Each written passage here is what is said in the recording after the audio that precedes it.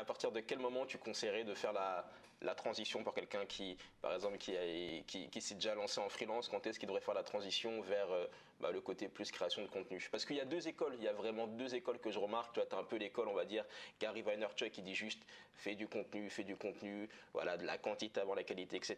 Et après, tu as d'autres écoles qui sont en train d'émerger beaucoup plus d'ailleurs, où c'est juste, concentre-toi sur avoir ton premier client, concentre-toi sur avoir ton deuxième, troisième client, et tant que tu n'as pas atteint, je sais pas, tel chiffre d'affaires par exemple, tu fais rien d'autre. Qu'est-ce que tu penses Mm. toi?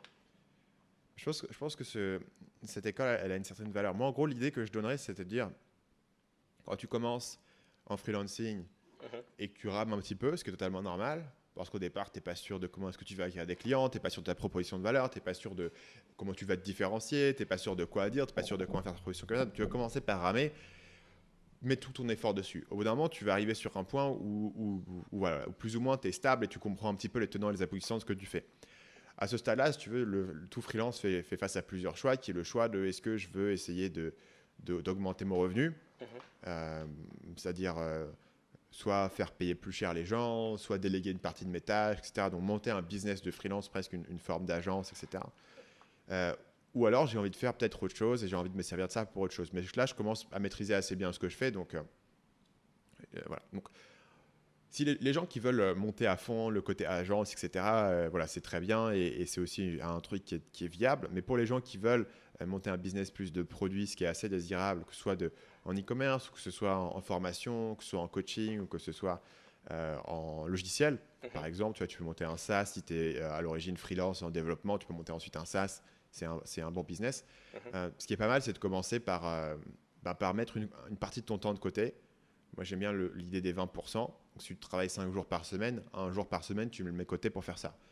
Donc là, on part du principe que sur tes 4 jours par semaine, tu peux générer assez de revenus pour vivre, mais qu'au lieu de scaler ce truc principal que tu as, tu dis, ce truc principal, je vais le garder plus ou moins stable là où il est, Mhm. et je vais mettre 20% de mon temps d'investir dans mon projet de futur. Moi, c'est ce que j'ai fait quand j'ai été freelance au départ de marketing manager sur la pub Facebook. Ouais. Voilà, mon activité, c'était d'être freelance en pub Facebook et d'être consultant et d'optimiser les campagnes de mes clients, etc. Mhm.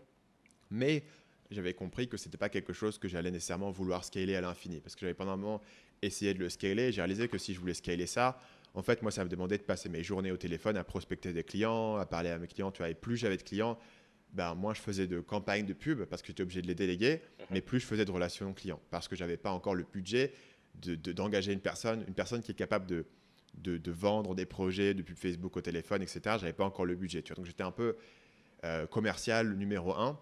Mhm. Et du coup, je me dis, ce que j'ai envie de faire, c'est pas être commercial numéro un. Donc, je vais rester consultant, faire mes campagnes, etc.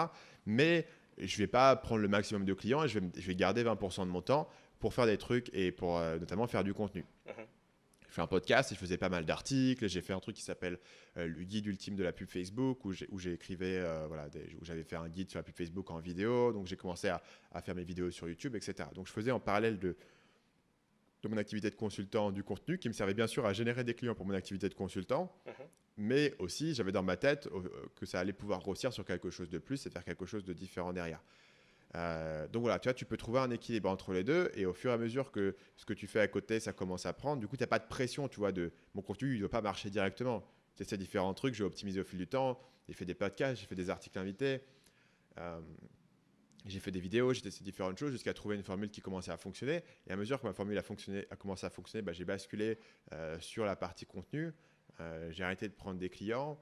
J'ai commencé à lancer des formations, etc. Donc j'ai basculé comme ça entre les deux. Et donc je pense que là, c'est vraiment une idée de dire, tu vois, si tu as, mettons, tu as fait un héritage et tu as 100 000 Mhm. euros à investir. Ouais.